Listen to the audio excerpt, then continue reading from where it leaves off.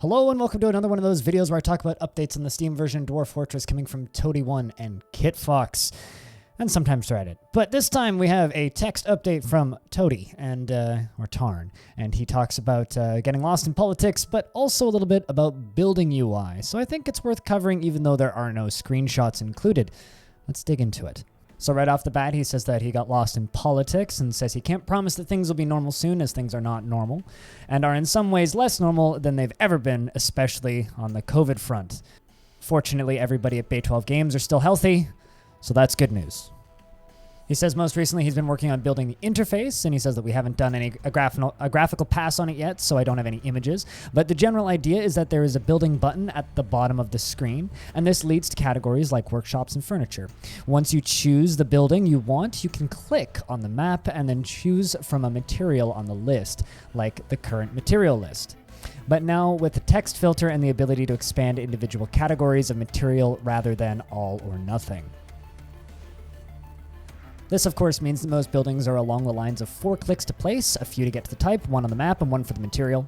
The main savings versus the old interface is the positioning of the cursor, and of course you'll be able to have the ability to combine key presses with the mouse if you want to just use the mouse for positioning and hotkeys to get to buildings faster. A few buildings like bridges will require another mouse press, although he states that he hasn't done the click and drag on the play area yet, so the scroll bars work currently. This is also better for most people rather than using the old rectangle keyboard commands to resize the row and column at a time, so this feels like a good step forward. Personally, I hope that we still have the ability to use the keyboard to resize things, but I think that this is going to be an awesome change for most players.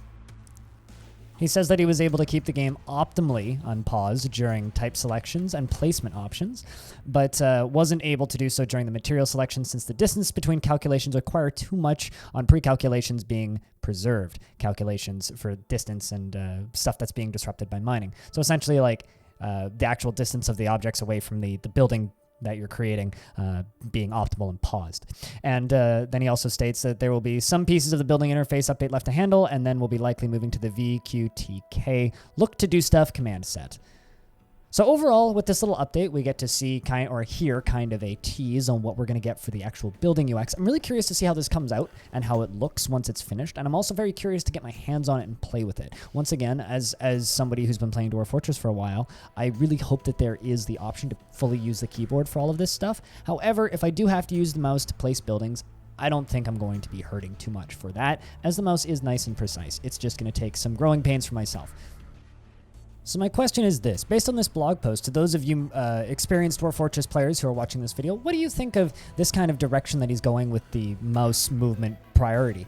I'm very curious to hear your guys' feedback and thoughts based on this blog post. And as well to anybody who's a newer player to Dwarf Fortress, if you're just watching these videos, if you're interested in the Steam version, I'm curious to know what your thoughts are on these looks. I think that this is going to work very well for newer players. I think it's going to cause some growing pains for some older players who've been around for a long time. I'm a little bit worried as to the reception for long-term players on the way this UI is going to work, especially if they do end up focusing more on the mouse support.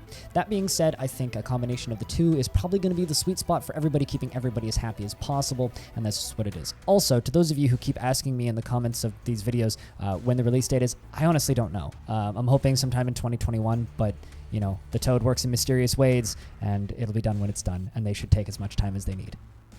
Thank you very much for watching. Oh, if you're still here, I stream a lot over on my Twitch channel, twitch.tv/BLINDIRL. And of course, if you want to support bay12games.com, you can find the link in the description for their Patreon. And if you want to support me, I also have a Patreon, which is in the description. If you need to ask questions about DF, pop into my Discord. I can help you out there. Cheers.